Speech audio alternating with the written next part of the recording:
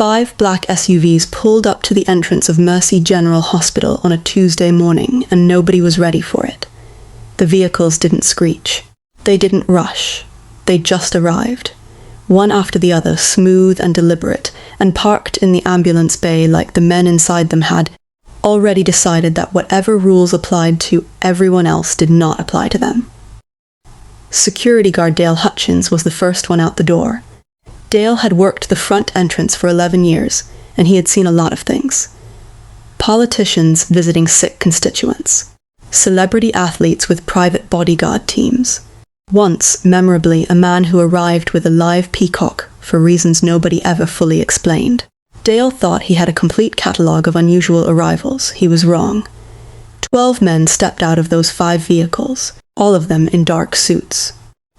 All of them moving with the quiet efficiency of people who had done this kind of thing many times before. 2 went immediately to the side entrance on Halstead. 2 more headed around the building toward the parking structure exit. The rest walked through the main doors like they owned the building and the land it sat on. Dale said, "Excuse me, gentlemen," and one of them held up a hand without looking at him. Not aggressive, just final. The way you'd stop traffic. Inside the lobby, the morning crowd was doing what it always did. Visitors checking in, nurses crossing from the elevator bank to the pharmacy window. A man in a paper gown who had clearly wandered from the second floor, standing near the gift shop, looking confused. The overhead PA was calling a doctor. Okonkwo to radiology. A child near the waiting area chairs was kicking her feet against the seat, bored, while her grandmother filled out forms. Then the men in suits spread across the lobby and everything changed. Not loudly. That was the thing that unsettled people most about it later, when they described it to each other. There was no shouting, no weapons, no demands.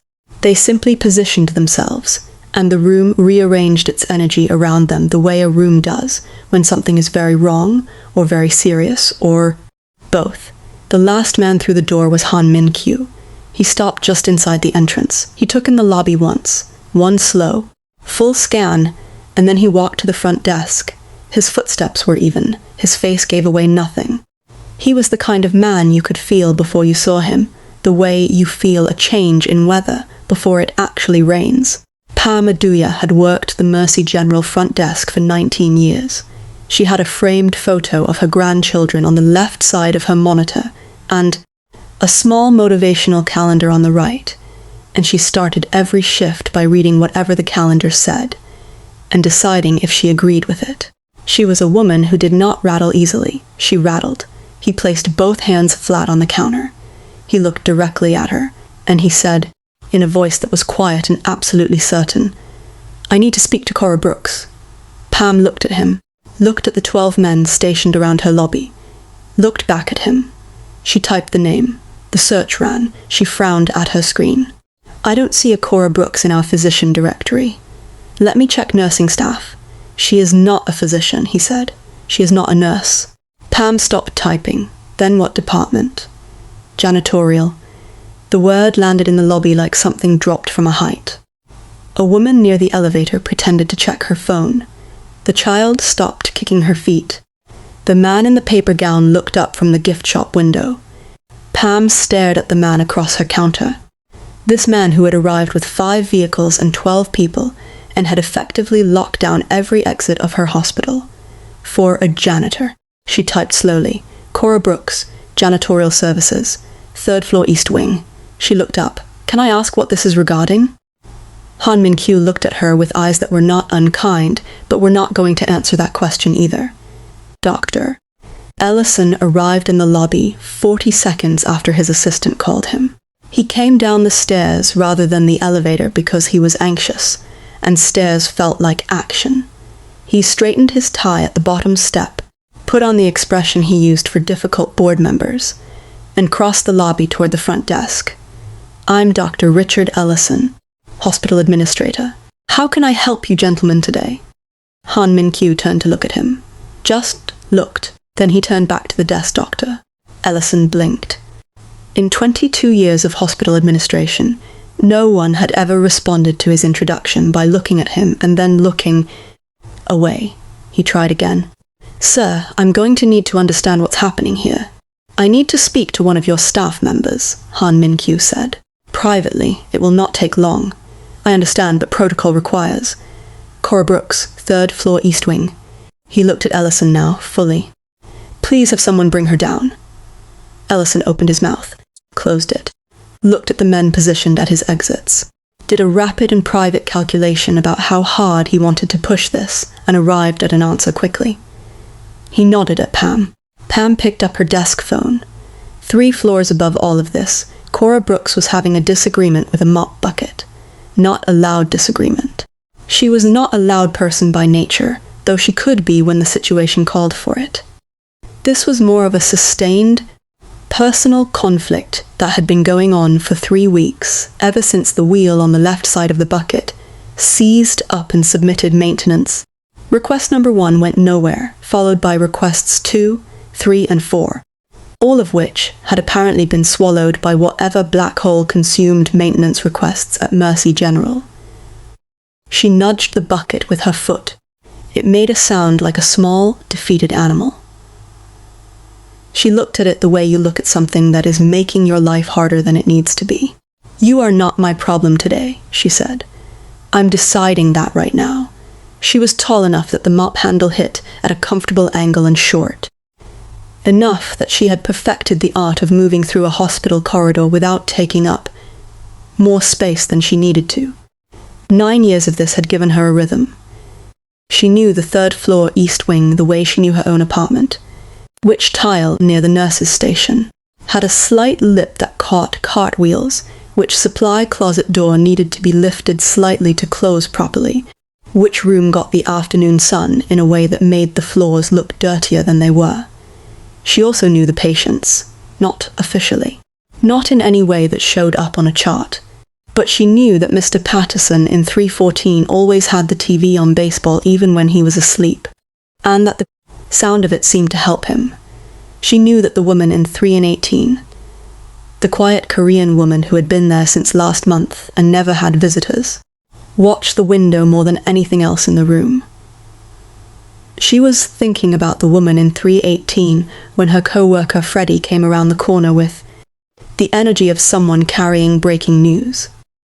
Freddie Washington worked the 2nd floor and had the situational awareness of a man who had grown up in a house with 6 siblings where information was currency. He noticed everything.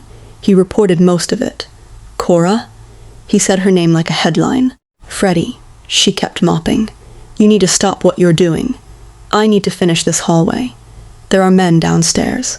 There are always men downstairs. It's a hospital. These ones have earpieces and they're standing at all the exits." Cora slowed down slightly. Not stopped. Slowed. "Did you call security?" "Security is the one who called me. Dale is down there looking like he needs to sit down." Freddie stepped closer and dropped his voice. "Cora, they're asking for you." She stopped mopping. She looked at Freddie. Freddie looked back at her with an expression that confirmed he was not exaggerating, which was notable because Freddie exaggerated approximately 60% of the time. Her first thought was her mother. Something happened to her mother. Her second thought was Tobias. Her brother had been in and out of Cook County Medical for months now, and every time her phone rang with an unknown number, her stomach did the same drop. "What do they want?" she asked. "Nobody knows. But the guy running them, Cora," he made Ellison stand to the side, like he physically redirected him. With one look, she set the mop against the wall, pulled off her gloves, looked at the unfinished hallway, looked at Freddie. "Where are they?" "Main lobby."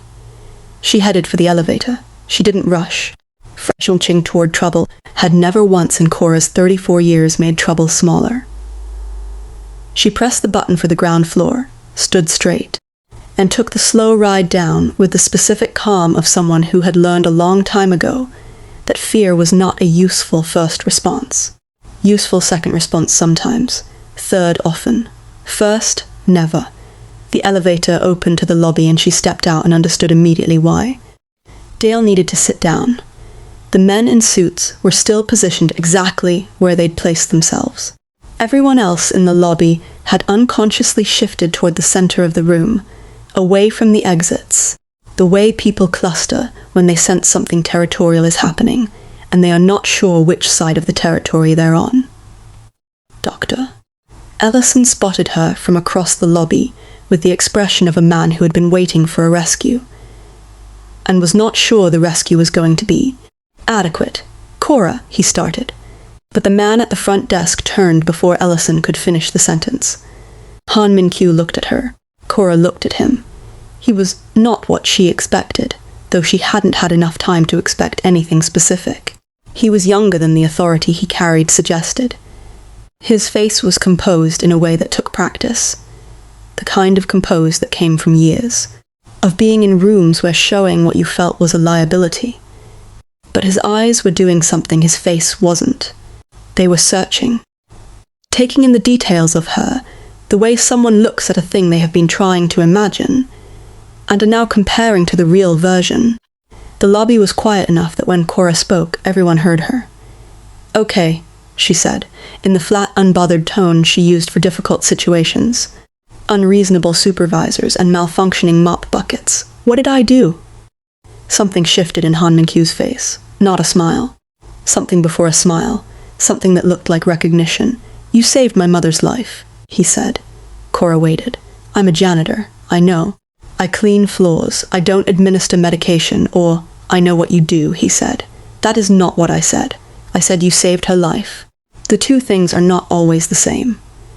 If you're already feeling this story, drop a comment below, hit that like button, and subscribe. They moved to a consultation room on the first floor. Small room.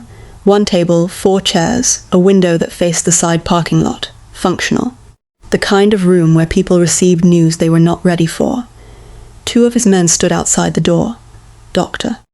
Ellison attempted to follow them in, and Cora turned at the doorway and looked at him with an expression that communicated, without a single word, that she had this. Ellison stopped. He stood in the hallway with his hands clasped in front of him, like a man waiting for a bus he wasn't sure was coming. Cora closed the door. She sat down across the table from Han Min-kyu. She did not fold her hands. She did not cross her arms. She sat the way she always sat, square, present, ready. She had learned a long time ago that how you sit tells people things before you open your mouth. He reached into the inside pocket of his coat and placed a journal on the table between them. It was worn. Dark brown leather, the edges soft from handling, the spine slightly cracked the way journals get when someone has opened and closed them hundreds of times. There was no title on the cover, no name, just the material itself, aged and personal. He didn't open it. He left it between them like an object that needed to be acknowledged before it could be explained. "Her name was Han Soo-yeon," he said. "She was my mother. She was admitted to this hospital 14 months ago.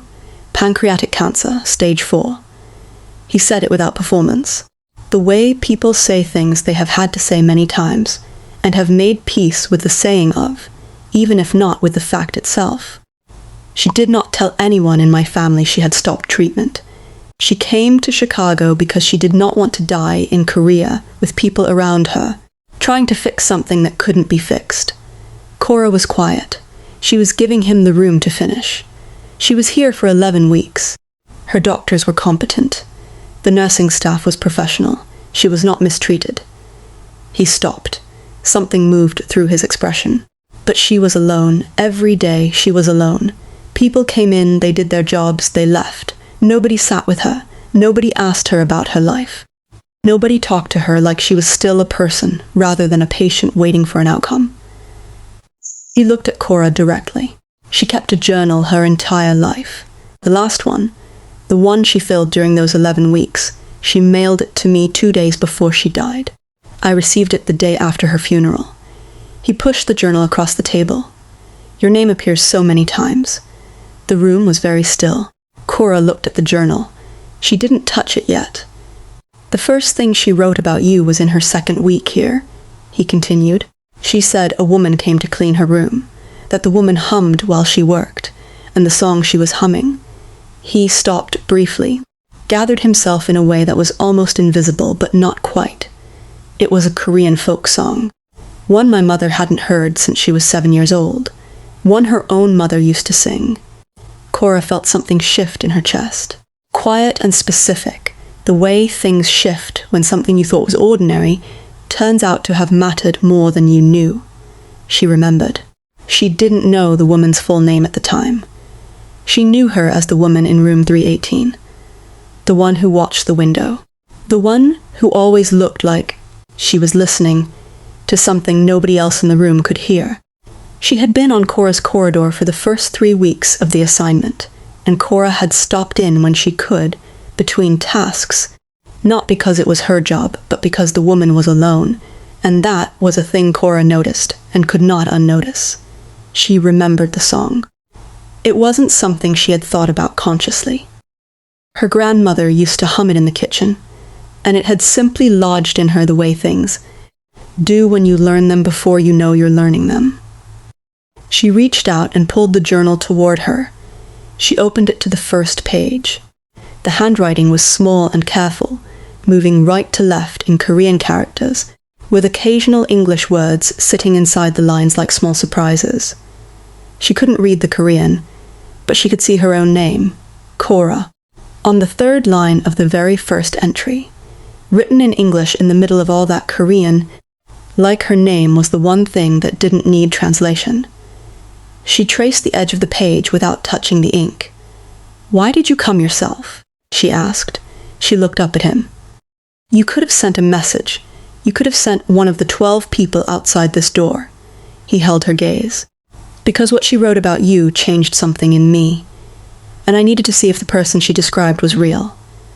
And she was not wrong about a single thing in the entire journal. Not once." Cora sat with that.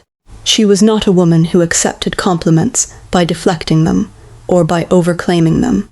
She received this one the way she received most things, by actually thinking about it. "What do you want from me?" she asked, not coldly, directly. "Nothing," he said. And then, because he was clearly a man who said what he meant even when it sounded insufficient, "I wanted to thank you for what you gave her, the time, the conversation, the fact that she didn't spend those 11 weeks invisible. You saw her." He paused. "That was everything." Cora looked at the journal, at her name on that first page. "I didn't do anything special," she said quietly. I talked to her. I stopped and talked to her." "I know," Han Min-kyu said. "That's what I mean." She went back to work after he left. This was the thing about Cora Brooks that people who didn't know her sometimes misread as coldness. She processed things in motion. She went back upstairs, picked up her mop, and finished the East Wing hallway while her brain turned the conversation over slowly, the way you turn a stone in your hand, checking the weight of it. Freddie was waiting near the supply closet with the patience of a man who had absolutely no intention of going anywhere until he got information. "Well," he said. "His mother was a patient here," Cora said. "He came to say thank you." Freddie stared at her. "He brought 12 men to say thank you." "Apparently." "Cora, that man shut down the ambulance bay to say thank you." "I know," she wrung out the mop. "People express gratitude in different ways, Freddie. Who is he?" She looked at him sideways. "Why don't you go find out and report back?" She knew Freddie would. She was counting on it. She had not asked Han Min-kyu a single personal question during their conversation, and she was not going to pretend she wasn't curious. Freddie called her at 7:15 that evening. "Han Min-kyu," Freddie said, with the voice of a man who had been sitting on this for hours and could not hold it another second. "His family runs Han Logistics. Shipping, freight, private logistics infrastructure across 6 countries. He is personally worth somewhere between 4 and 8 billion, depending on which source you believe." A brief pause. "There are also 3 separate articles that have his name in the same paragraph as words like shadow network and untouchable." Cora sat on her kitchen floor. She did this sometimes when she was thinking. The floor was cool and level, and it helped. "Untouchable?" she repeated. "That's what they said. Freddie, I know. I talked to this man for 40 minutes in a consultation room." "I know, Cora." She exhaled. "Okay. Are you going to see him again?" She looked at the ceiling. No. She saw him again in 3 days.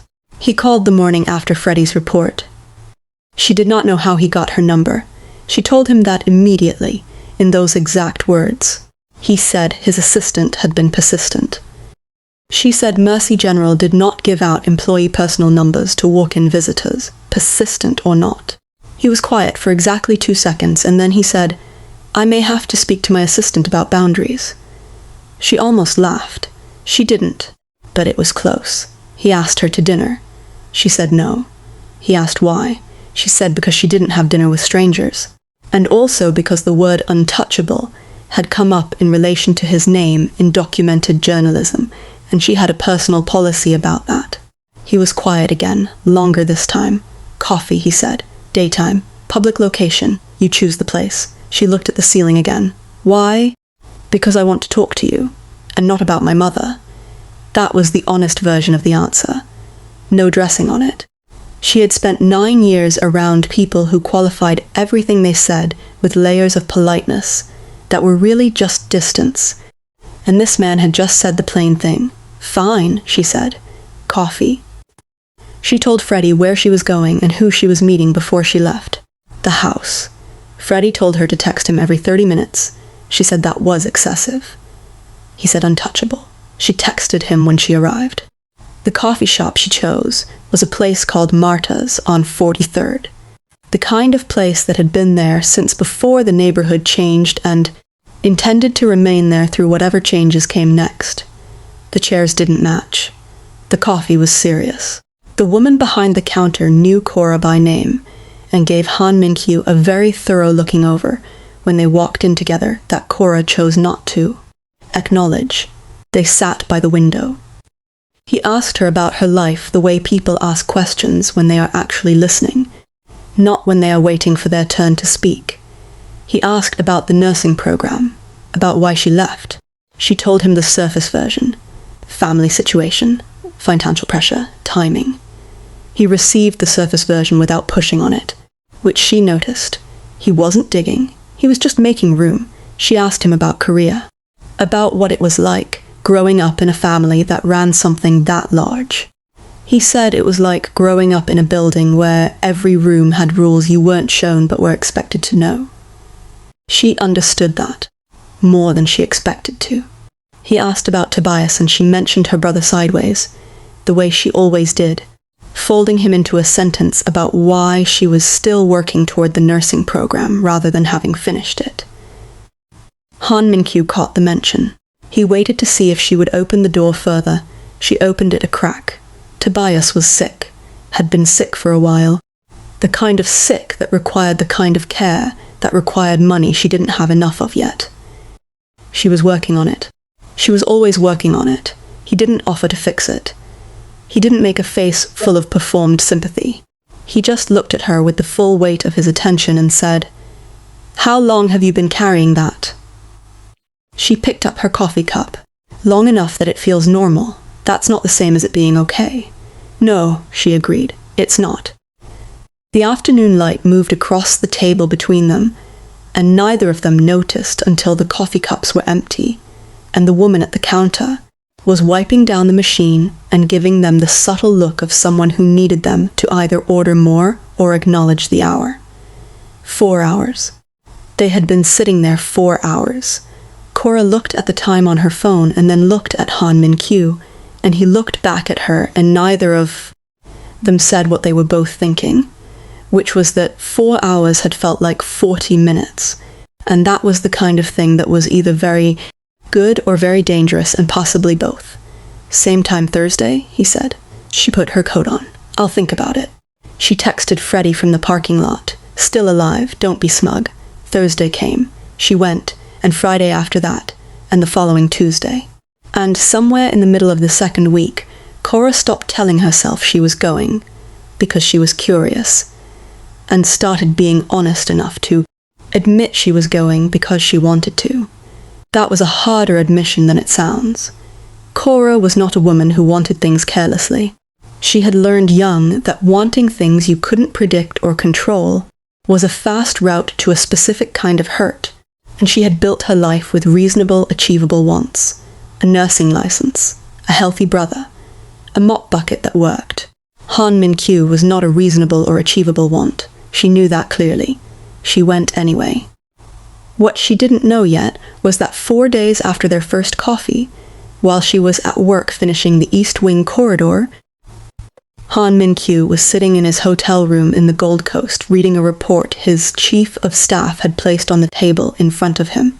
Standard procedure. Anyone who came into Han Min-kyu's orbit got a background check. Not from suspicion, from habit. The world he operated in did not reward assumptions, and he had learned early that knowing the full picture of a person before you trusted them was not cynicism, it was survival. The report on Cora Brooks was straightforward until the 4th page. His chief of staff, a careful man named Seo Jin-oh, who had worked for the Han family for 11 years and was not easily unsettled, had flagged 2 items with a small mark in the margin. The first was Cora's brother, Tobias Brooks, 38 years old, currently admitted to Cook County Medical Center. His primary physician was listed as Dr. Kenneth Ray, chief of nephrology.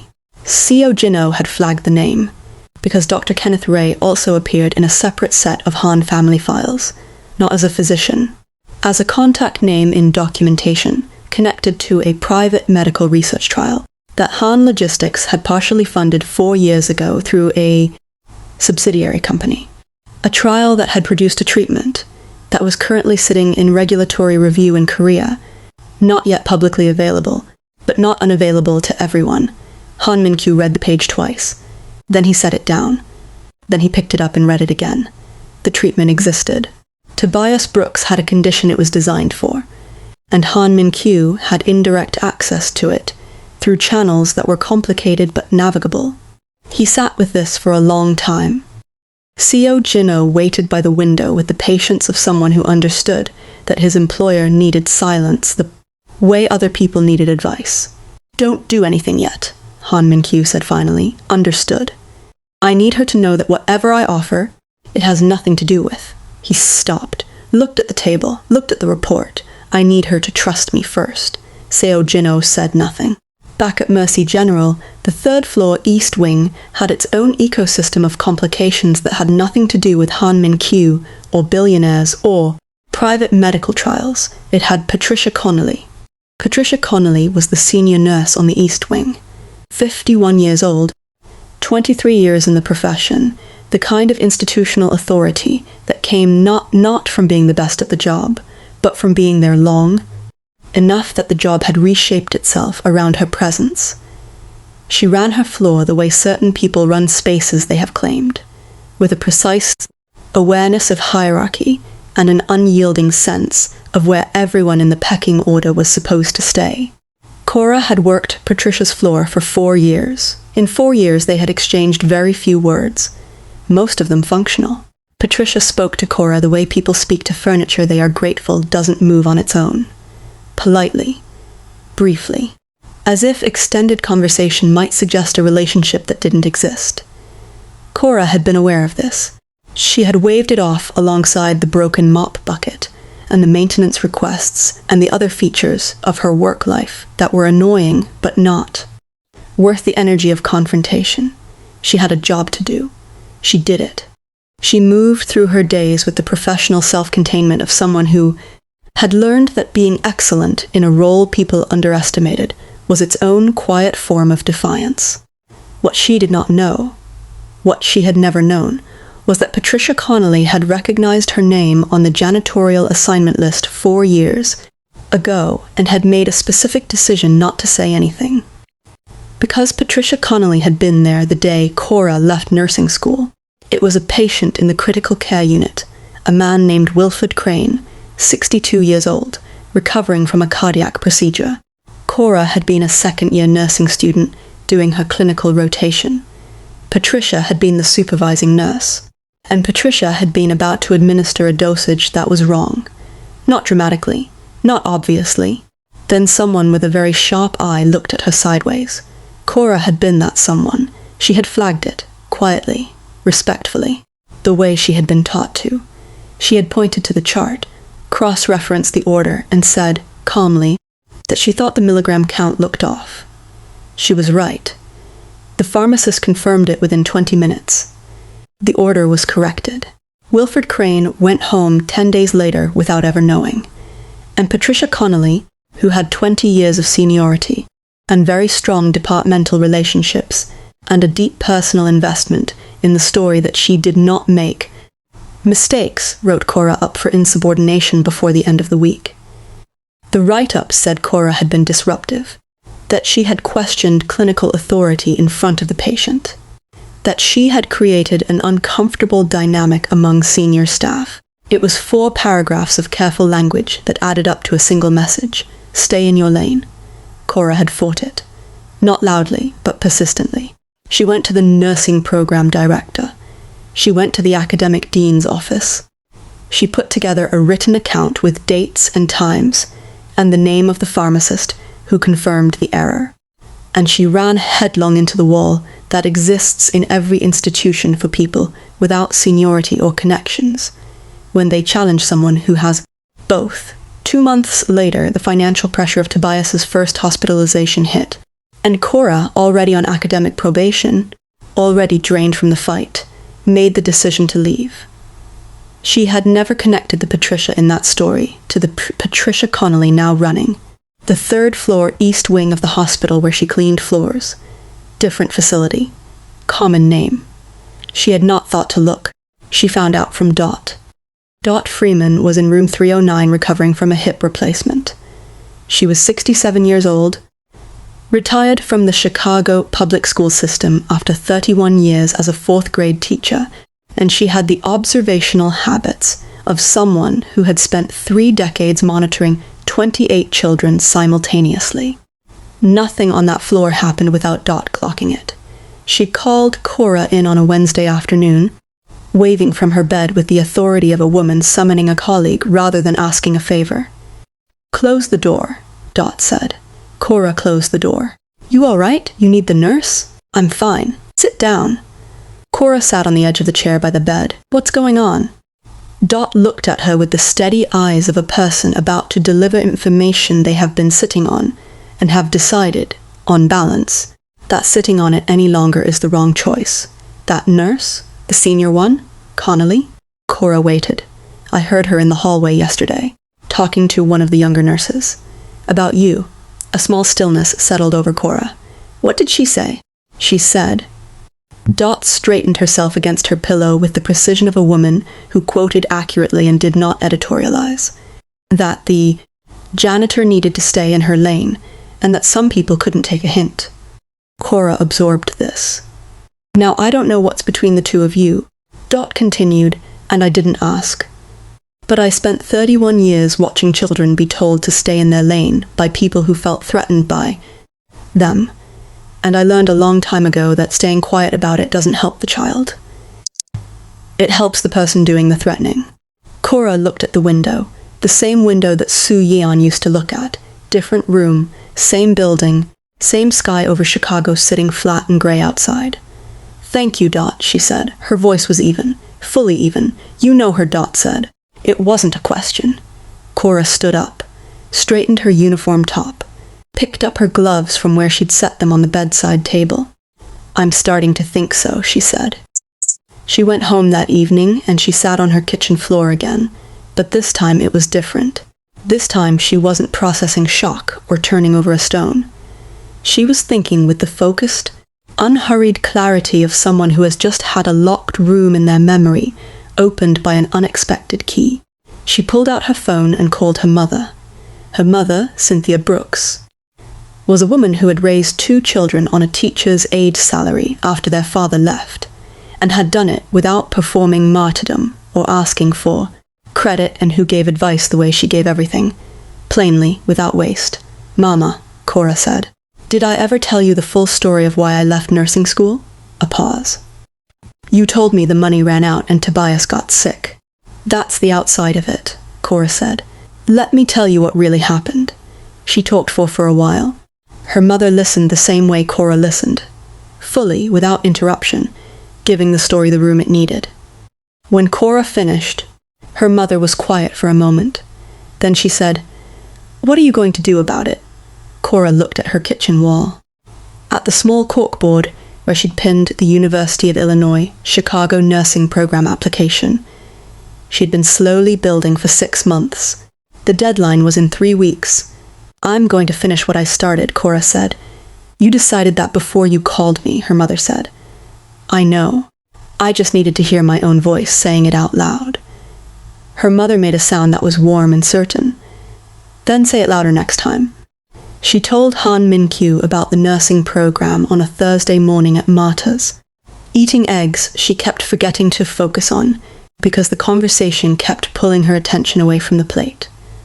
She did not plan to tell him. She had told herself the decision was hers alone, and she didn't need to announce it to anyone outside of her mother and Freddie, both of whom had already been briefed.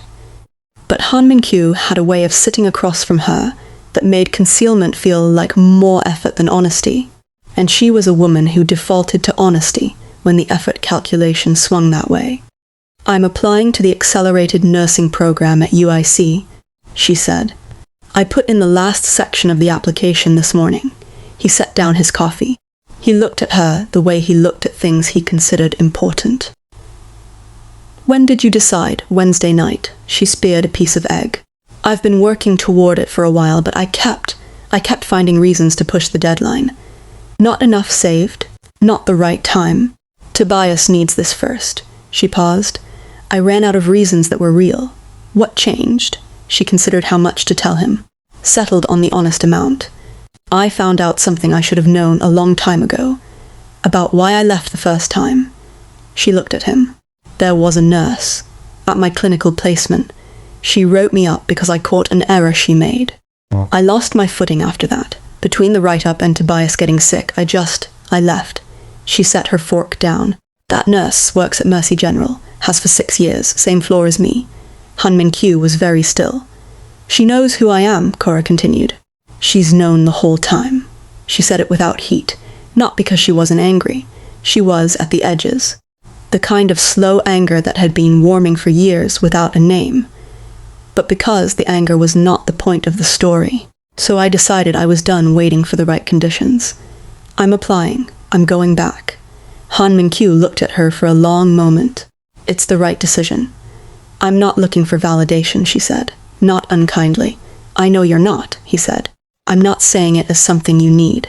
I'm saying it because it's true. She looked at him. You always do that. Do what? Say the plain thing. Without dressing it up. Is that a problem? No, she said slowly. It's just unusual. He looked at his coffee cup. My mother used to say that most people spend so much energy managing how they appear that they forget to actually be present. He paused. She was usually right. Cora thought about that. About a woman in room 318 who watched the window and listened for old songs and spent her final weeks writing about a janitor she saw clearly when most people in that building looked straight past her. She raised you to pay attention, Cora said. She tried. Something passed through his expression. I spent a lot of years being too busy to receive it properly. And now? He looked at her. Now I'm paying attention.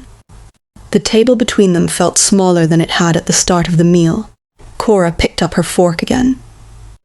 Changed the subject with the deliberate energy of someone pulling a car back onto the road before it drifted too far, into the shoulder. Tell me about the shadow network, she said. He blinked, barely. Where did you hear that?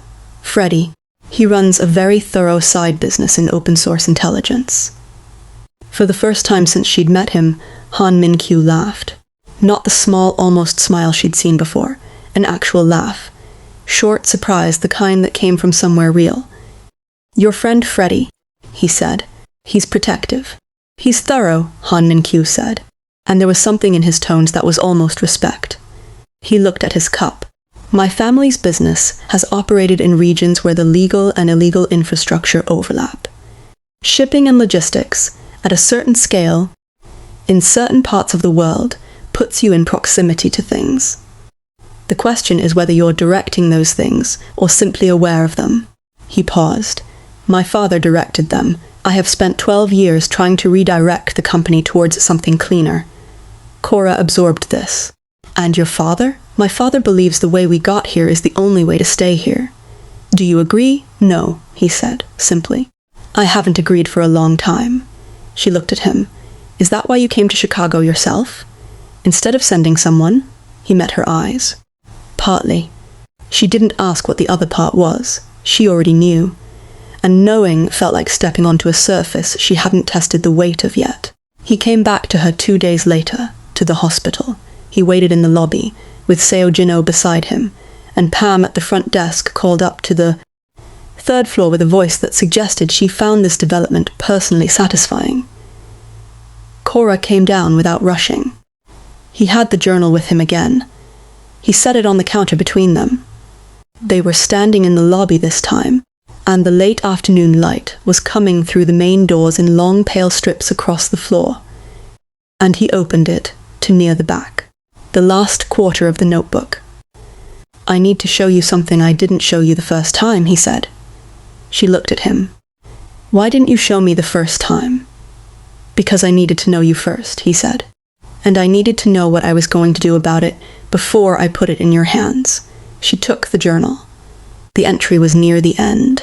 The handwriting was smaller here, more compressed, as if Su Yeon was aware she was running out of pages and wanted to fit everything that remained. There was a full paragraph in Korean, and then, in English, Cora's name followed by a long passage her mother had written in the language she knew. Cora would find it in. Her hands tightened slightly on the journal. Su Yeon had written, in careful English, about a conversation she and Cora had in her 4th week. Cora had described wanting to become a nurse, had described studying on her own time, reading medical journals she'd got from the hospital library, flagging things she noticed on the floor without making a scene of it. She had described it to Su Yeon casually, the way you describe your life to someone who is genuinely asking, not performing curiosity. And Su Yeon had written, "I watched my son his whole life run from the grief of growing up in a house that valued performance over presence. I watched him become excellent at his work and lonely in his life. Today, a woman who cleans these floors told me about her dreams, and I understood that what he needs is not someone to match his success.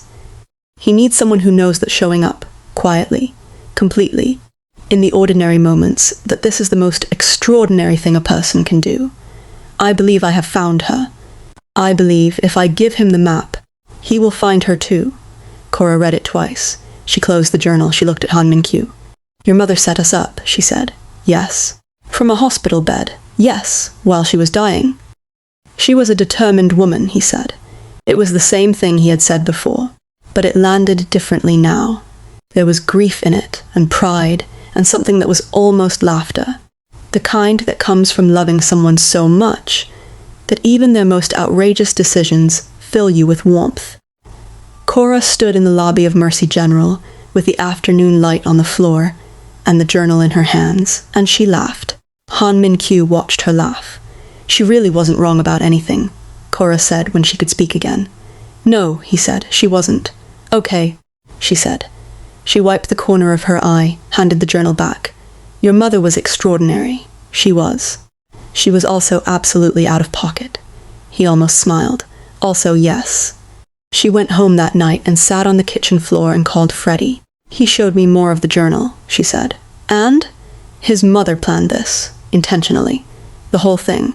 Freddie was silent for 4 full seconds, which was the longest Freddie had ever been silent in his adult life.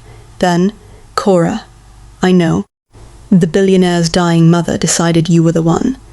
"Freddie, from a hospital room. I know, Freddie. How do you feel about it?" She looked at the ceiling, at the light fixture that had been loose in its casing for 8 months, at the crack in the corner of the wall she kept meaning to fill, at her corkboard with the nursing application pinned to it, the deadline circled in red. "I feel like a woman who has been paying attention to her own life for a very long time," she said. "And something just paid attention back." Freddie exhaled slowly. "That's the most romantic thing you've ever said. Don't make it weird." "Cora, it's already weird. It's been weird since those 5 SUVs appeared from nowhere." She looked at the application on the board. "Go home, Freddie." "I am home. Good night, Freddie." She hung up. She looked at the application a moment longer.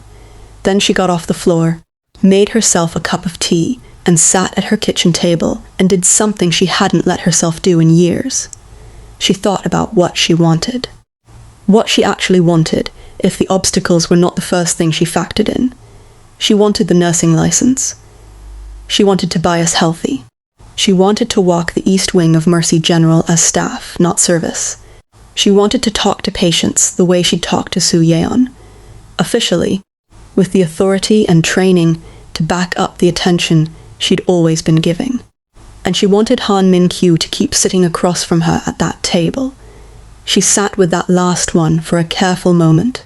He told her about Tobias on a Saturday, at the lakefront, because Cora had mentioned Lake Michigan in winter when she was talking to her, and Han Min-kyu had asked to see it, and she had looked at him sideways because it was the end of March and cold enough to be uncomfortable, and he had said he didn't mind cold. She found out later that he had grown up in Seoul, which had its own serious winters, and that the comment about not minding cold was one of the more accurate things he had said. They walked along the path near Museum Campus, the lake flat and grey to their left, the city rising to their right. Cora had her hands in her pockets. Han Min-kyu walked beside her with the unbothered steadiness of a man who was used to being the most controlled presence in any situation. He told her about the treatment carefully, fully. He started from the beginning, the subsidiary, the research trial, the funding connection, and he laid out the whole structure before he got to the point, because he was the kind of man who believed that how you told something mattered as much as what you told. Cora listened. She watched the lake. When he finished, she was quiet for a while. A long while. Long enough that their footsteps had taken them past the shed aquarium and around the curve of the path before she spoke. "How long have you known?" she asked. 9 days. She nodded once, slow. "Why didn't you tell me when you found out?" He kept walking. "Because I needed you to know that the offer doesn't come with conditions. I needed to be sure that you understood. That whatever happens between us or doesn't happen, this doesn't change. Tobias gets access to that treatment either way." She stopped walking. He took 2 more steps before he noticed and stopped too. He turned to look at her. She was looking at him with an expression he hadn't seen on her before. The face of a person who has spent years learning to anticipate the catch, the condition, the moment when something that looks like generosity reveals itself to be leverage, and who is standing in front of something that appears, genuinely, to have no catch, and does not yet fully know what to do with that. "Why?" she said. "Why what? Why does it not have conditions?" "You barely know me." "I know enough," he said. "That's not an answer." He looked at the lake. The wind off it was cold and specific, the way she had described it to his mother, like the lake was angry about something personal. "Because my mother spent her last weeks in a foreign city with no one to talk to, and a woman who cleaned her floor stopped and talked to her. Not for any reason, not for any benefit, just because it was the right thing to do." He looked back at Cora. "I know what it costs to do the right thing with nothing in it for you. I watched you work. I talked to your colleagues. I read 41 journal entries about who you are. The least I can do." He stopped, restarted. "The treatment exists. Your brother needs it. I have access to it. There is no version of me that knows those 3 things and does nothing." Cora looked at him for a long time. The wind moved between them. The lake continued its grey, indifferent business behind him. "Okay," she said finally. Her voice was not light. It carried the weight of the word. The full weight of what she was accepting and what she understood it meant. Okay. She didn't cry. She wasn't a woman who cried at lakefronts either. But she turned away from him briefly and looked out at the water and breathed in the way she breathed when something she had been holding for a very long time shifted. Tobias had been sick for 3 years. 3 years of watching her brother, who was funny and sharp, and who had taught her to play chess when they were kids, and who called her every Sunday morning without fail, get smaller in his hospital bed. 3 years of calculating, of working the extra shifts, of telling herself soon, soon, when it's enough, soon. It had been heavy. She had not let herself know how heavy until just now, standing at the edge of Lake Michigan with a man she had known for 2 weeks, feeling a portion of it lift. She turned back to face him. "I'm going to pay it back," she said. "Not to you, in general, into the world, somehow. I know, he said. He said it with the same certainty he said most things, like it wasn't a question. You don't know that. Cora. He looked at her evenly. Your name is in a journal 41 times, because you spent 11 weeks paying it back to a woman nobody else stopped for. I think I have a fairly good idea of what you do with gifts. She looked at him. He looked back. The city was loud behind them, and the lake was loud beside them, and the two of them stood in the middle of it all, in a pocket of quiet that felt like something neither of them had found easily before.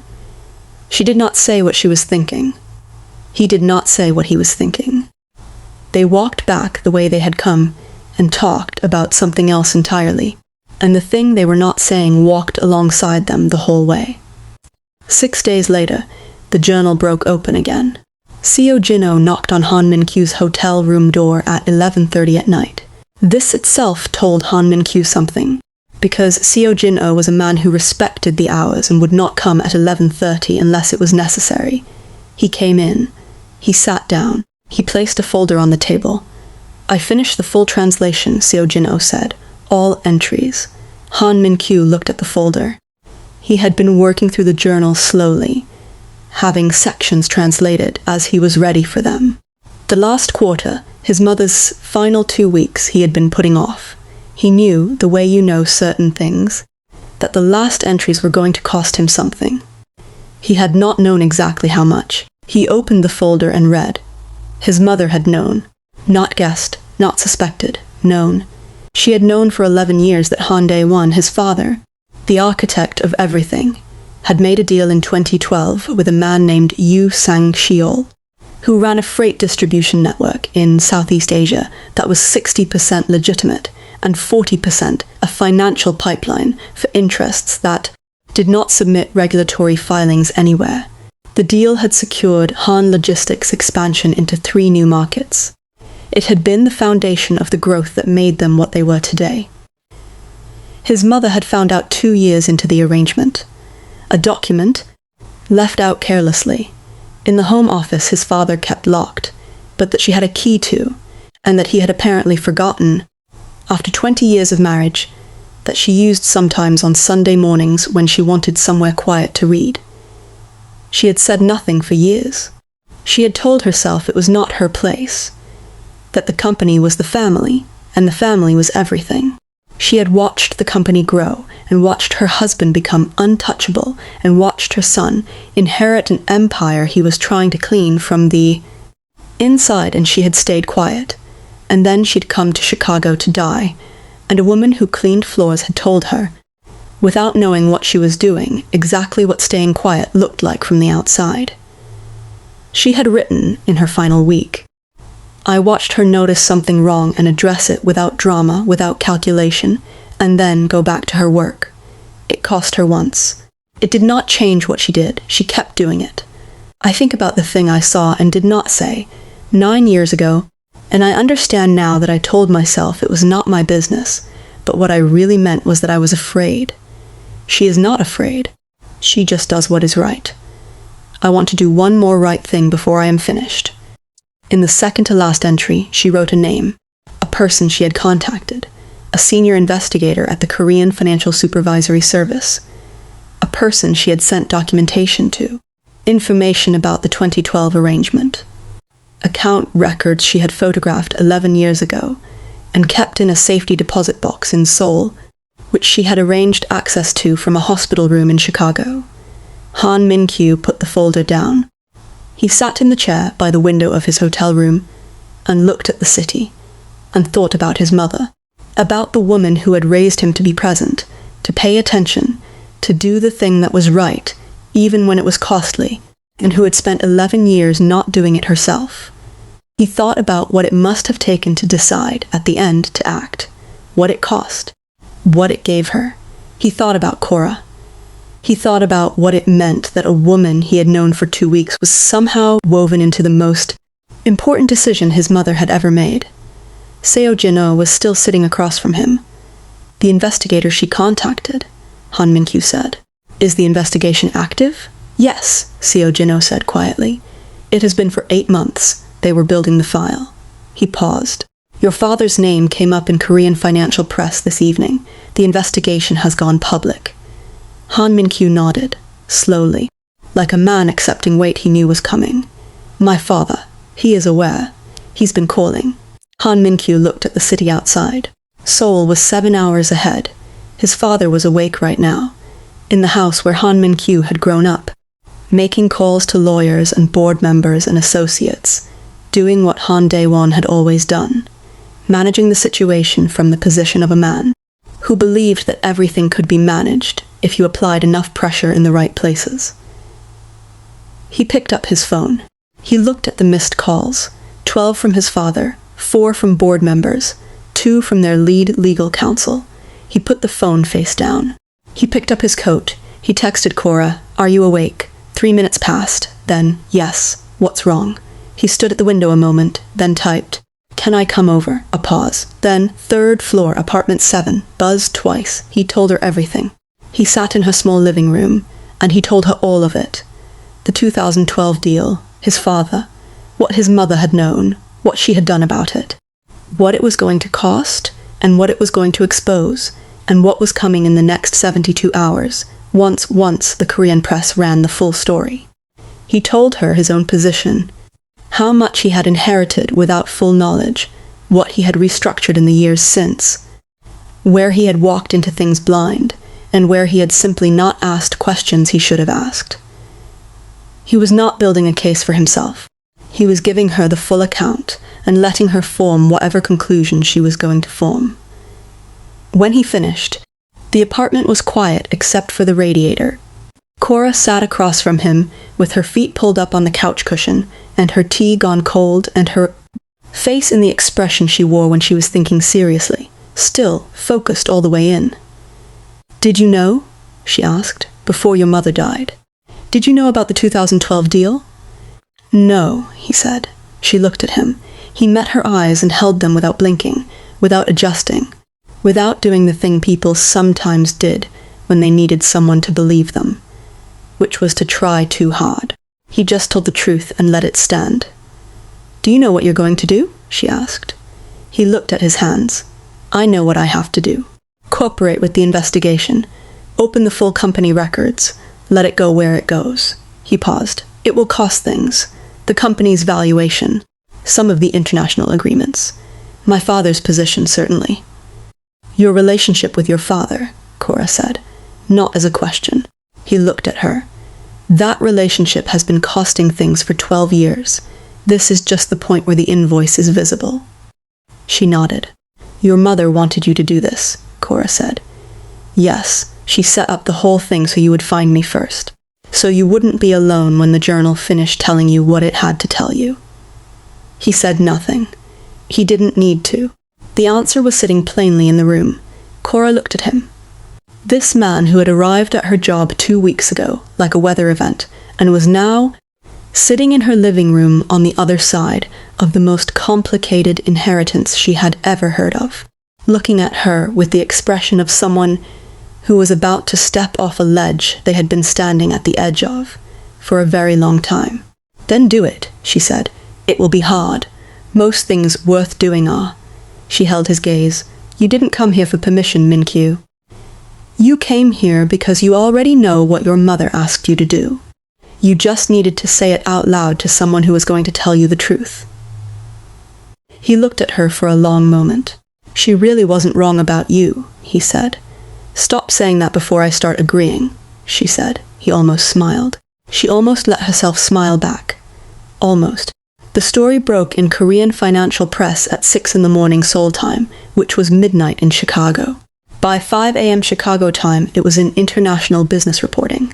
By 7, it was in the Financial Times. By 9, a journalist from a Chicago business desk had connected the dots between the Han logistics investigation and Han Min-kyu's recent presence at a side hospital and had started making calls. Cora found out at work.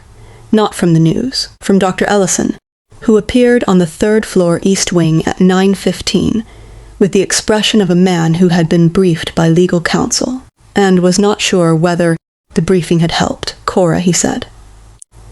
"Can I speak with you for a moment?" She leaned her mop against the wall. They stood near the window at the end of the corridor. The city grey and flat outside. The floor quiet for a Tuesday morning. Ellison told her that a journalist had contacted the hospital. That the journalist was asking about Han Min-kyu's visit. That the hospital's communications team had given a no comment.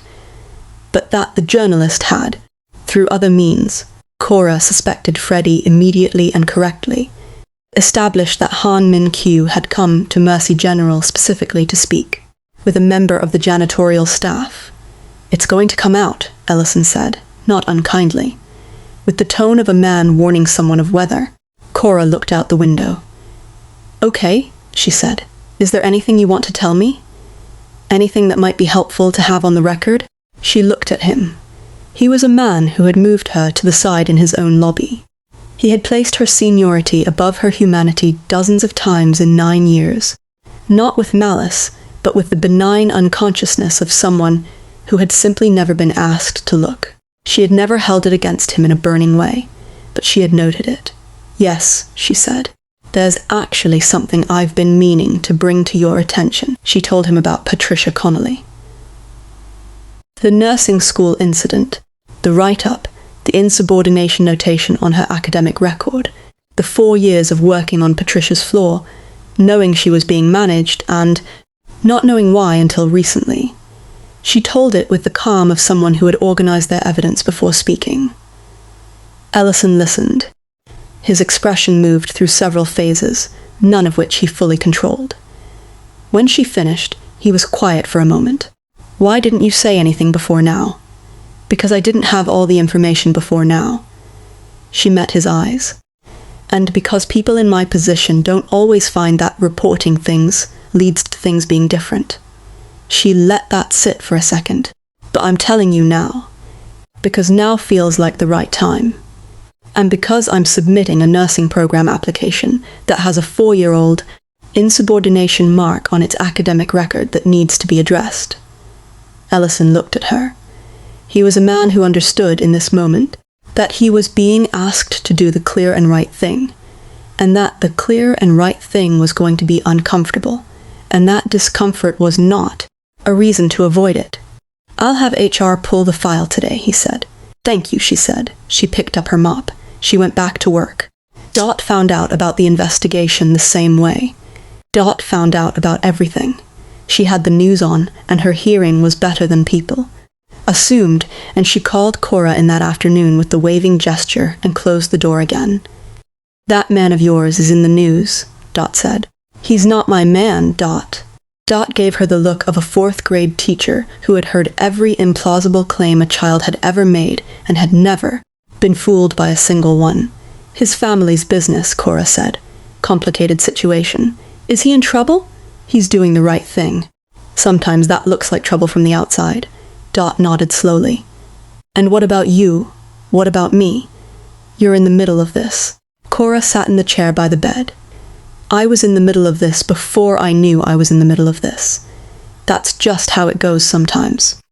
Dot looked at her with the full attention of a woman who had 31 years of reading what children were not saying. "Are you scared?" Cora thought about it. Genuinely thought about it. "Not of the news story," she said. "Not of any of that." She looked at her hands. "I'm a little scared of wanting things going well." "Why?" "Because I'm good at dealing with things going wrong. I've had a lot of practice." She paused. "I'm less practiced at things just working out." Dot reached over and patted the back of Cora's hand once, firmly. The way people do when they are delivering something real and don't want it diluted by gesture.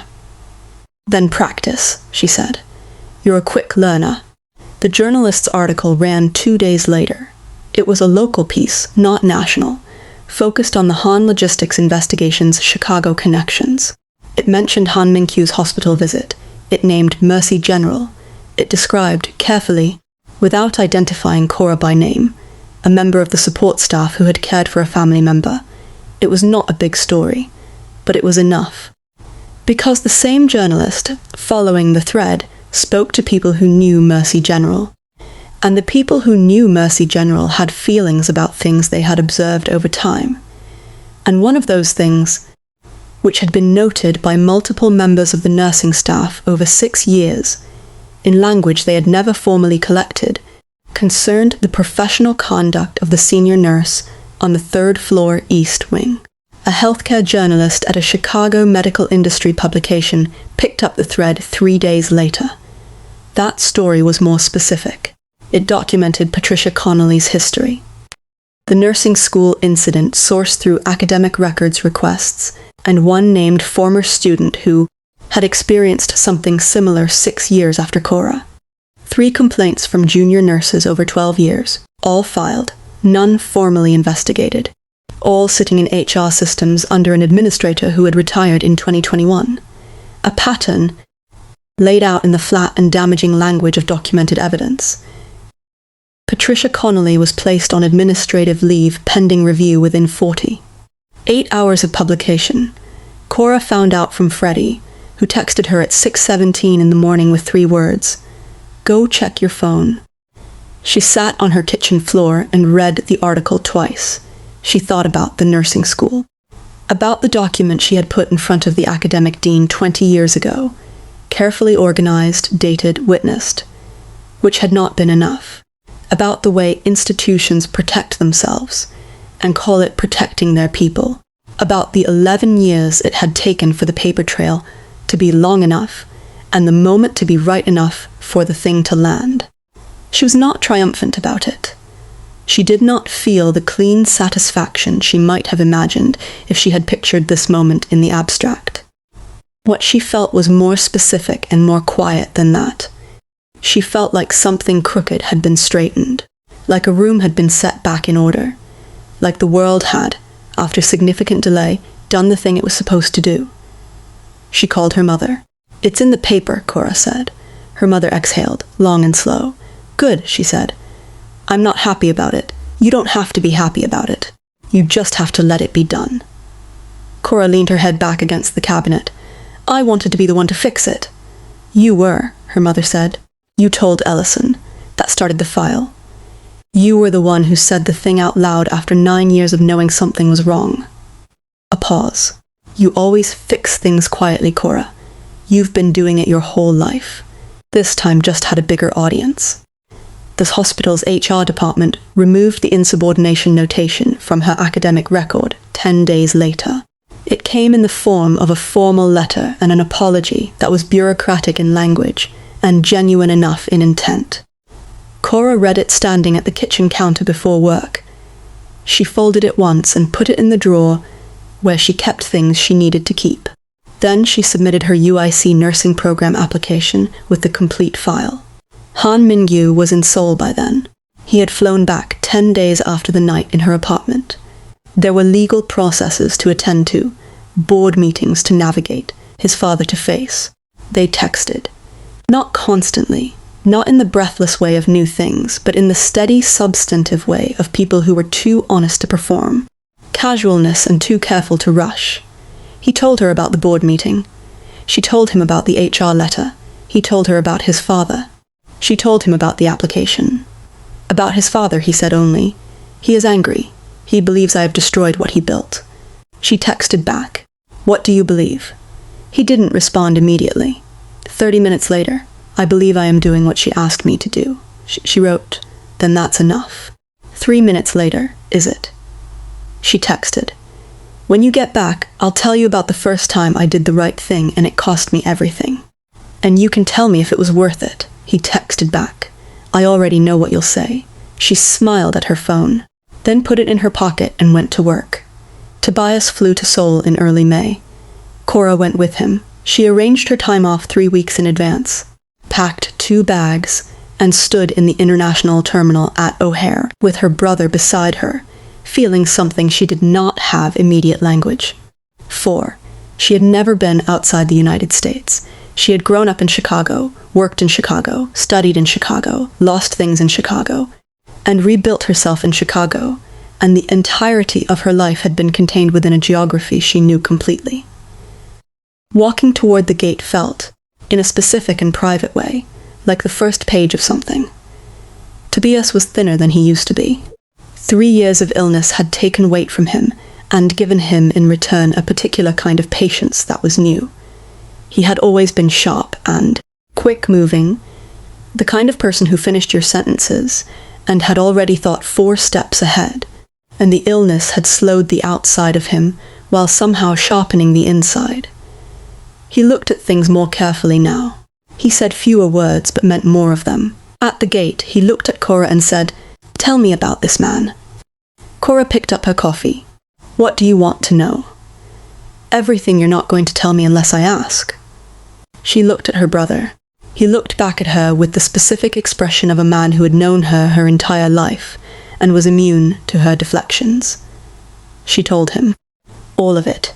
The SUVs and the lobby and the journal and Su Yeon and the 41 mentions and the coffee at Marta's that ran 4 hours and the lakefront and the night he came to her apartment. She told it plainly, the way she told all things, without performing the romance of it or apologizing for it. Tobias listened. When she finished, he was quiet for a moment. "She planned it from the hospital bed," he said. "Yes. His dying mother found you in her son's grief and pointed him at you like a compass. That's one way to say it." Tobias looked at the departure board. "Good woman," he said, quietly, with the tone of someone leaving a review for a person they wished they could have met. "Yes," Cora said. She was. Han Min-kyu met them at Incheon Airport, just him. No Seo Jin-oh. No security team. He was standing outside arrivals in a coat, and he looked, for the first time since Cora had met him, like a man who had been through something, and had come out the other side still standing, but aware of what it had taken. The composed expression was there, but it had a different quality to it now. He and Cora stood looking at each other in the middle of the arrivals hall for a moment, while Tobias collected the luggage cart with the deliberate slowness of a man who understood he was not the main event of this particular reunion. "You look tired," Cora said. "I am tired," he said. He said it without embarrassment. "It has been a complicated month." "How's your father?" "Furious." Also, somewhere underneath the fury, I think, relieved. He paused. He is a man who built a very large thing and believed that protecting it was the same as protecting his family. It will take him time to understand the difference. I don't know if he'll get there. Cora nodded. "And you?" "I'm better now that you're here," he said. Simply, without dressing on it, she looked at him. "That was very direct. You taught me that directness was unusual, but not a problem." She almost smiled. "I said it was unusual. I didn't say teach it back to me." He did smile, the full version. It changed his face the way morning changes a room. Tobias reappeared with the luggage cart. He looked at Han Min-kyu with the calibrated assessment of a man who had grown up as someone's younger sibling and had developed precise instincts for who in the world was trustworthy and who was not. "You're the one," Tobias said. Han Min-kyu looked at him. "The one who brought your sister here?" "The one my mother would have liked," Tobias said. He said it to Cora, but he was looking at Han Min-kyu. Cora looked at the ceiling briefly. "Tobias, I'm just saying what I see. You've known him for 45 seconds. Cora." Tobias looked at her with the patient eyes of someone who had been ill long enough to stop wasting time on things that were obviously true. He came to Chicago with 12 people to thank a janitor.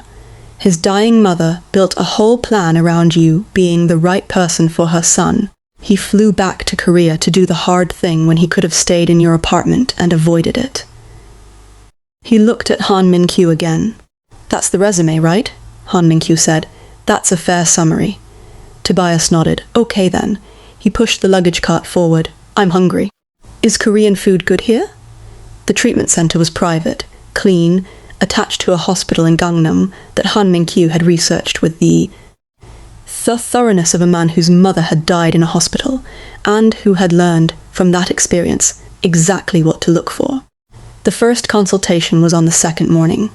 Cora went in with Tobias.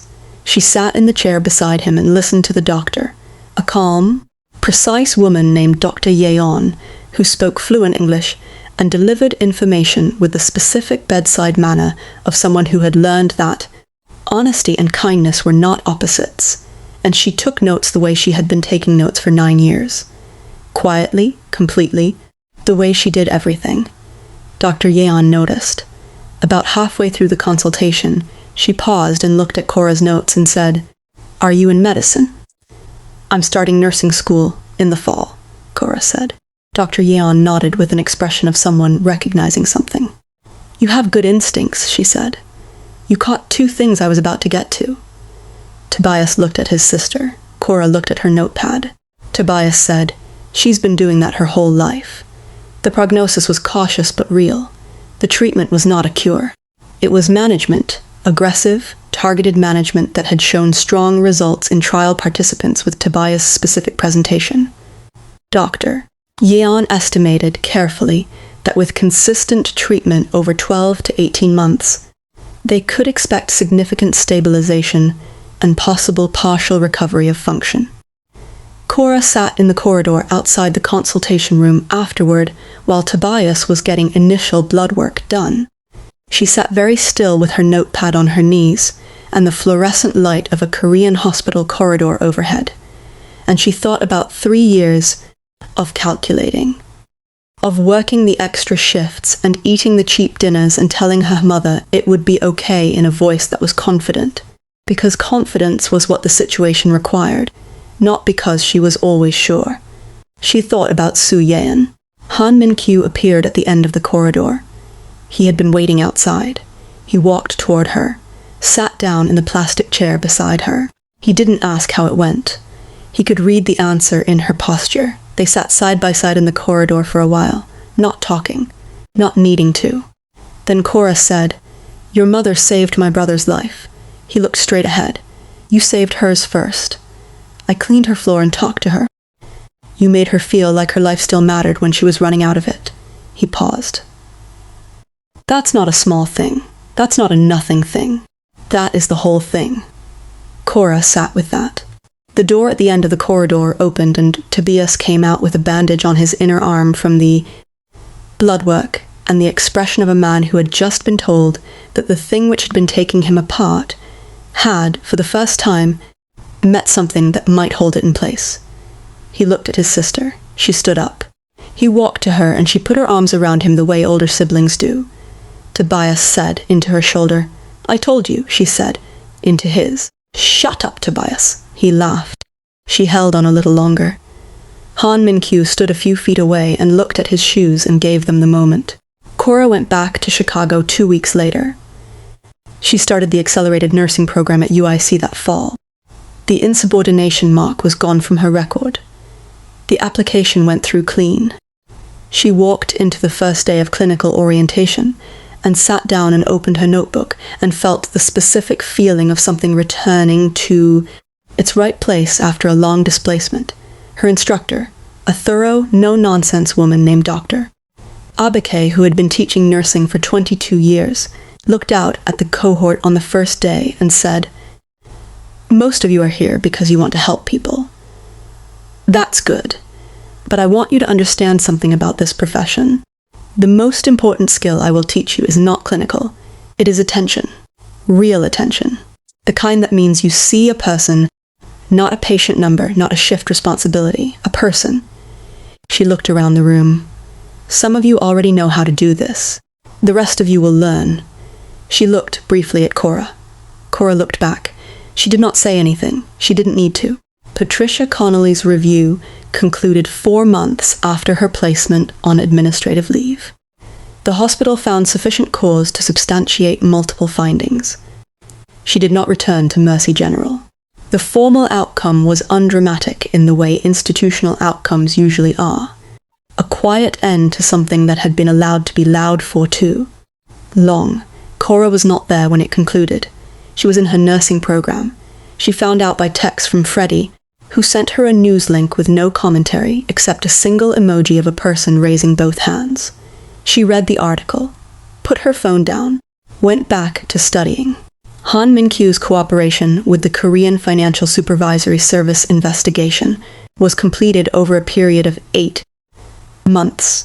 On logistics was restructured. 2 board members resigned. The subsidiary connected to the Yu Sang-shiul arrangement was dissolved. There were financial penalties, significant ones, and a period of severe press attention, and a board of directors that spent 6 months deciding whether to trust a man who had voluntarily handed them accountability. They decided to trust him. Han Daewon did not speak to his son for 4 months. Then he called. The conversation was not warm. Han Min-kyu told Cora about it on a call that lasted 2 hours. She listened. She asked 2 questions and made 3 observations and did not perform the sympathy she felt. She just let it be real. He said, at the end, "She would have liked how this is going," Cora said. "She planned for it to go this way." "Do you think it's going the way she planned?" Cora looked out her window. At the Chicago sky, flat and wide over the south side, the kind of sky that had been over her whole life.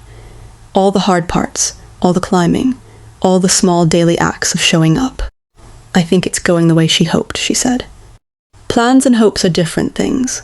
Plans have steps. Hopes just want you to land somewhere good. He was quiet for a moment. "Are you somewhere good?" She thought about the nursing program, about Tobias's latest report from Dr. Yeon, which was the best one yet, about her kitchen floor and her corkboard and Freddie, who ran open-source intelligence operations out of what was supposedly a break room, about Dot, who had been discharged from the hospital 3 months ago and who had, 2 weeks ago, mailed Cora a card with a 4th-grade teacher's handwriting that said, "I knew you'd get there." "Yes," she said. "I'm somewhere good." "Good," he said. "I'm coming back to Chicago next month." "I know," she said. "You told me. I'm telling you again." She smiled at her wall. "I heard you the first time." Cora, Min-kyu, warm and unhurried. "She was right about you," he said. "Stop," she said. "She was," he said. "And you know it." She did know it. She sat with the knowing of it in her quiet apartment on a Thursday evening, the city outside doing what the city always did, life continuing in all its ordinary and extraordinary ways. She thought about Soo Yeon one more time, about a woman who had spent her last weeks watching the world from a hospital window and had chosen, in the end, to act, to push the door open, to say the thing she had been afraid to say, and point her son toward the thing she believed he needed. She thought about how the most important thing in that woman's last chapter had not been a doctor or a family member or anyone that the world would have looked at and said, "This person matters here." It had been a woman with a mop who stopped and talked. Cora's last day in the janitorial role was a Friday in September. She went in early. She did her full shift. She cleaned the east wing. She fixed the supply closet door the way she always had. She saved the 3rd-floor corridor for last. She mopped it slowly, the way she always had, with the rhythm she had built over 9 years. Every tile, every corner. She went past room 309 where Dot had been, and past the nurse's station, and down to the end of the corridor and back. She went past room 318. A new patient had been checked in that morning. An elderly woman, small and still in the hospital bed. No visitors. She was looking at the window. Cora stopped. She leaned the mop against the wall. She knocked twice on the open door. The woman looked over. "Hi," Cora said. "I'm Cora. I work on this floor." She paused. "You looked like you could use some company." The woman looked at her for a moment. Then slowly, she smiled. "I was hoping someone would come," she said. Cora came in. She pulled the chair to the bedside and sat down. The mop stayed against the wall in the corridor outside, leaning at the particular angle of something that had been set down in order to do something more important. The afternoon sun came through the window of room 318 and laid itself across the floor the way it always had, making the clean tile bright. And from inside the room, if you were standing in the corridor, you could hear the sound of 2 people beginning to talk. Thank you for watching all the way to the end. If this story moved you, share it with someone. Leave a comment telling us your favorite moment. Subscribe and hit the bell.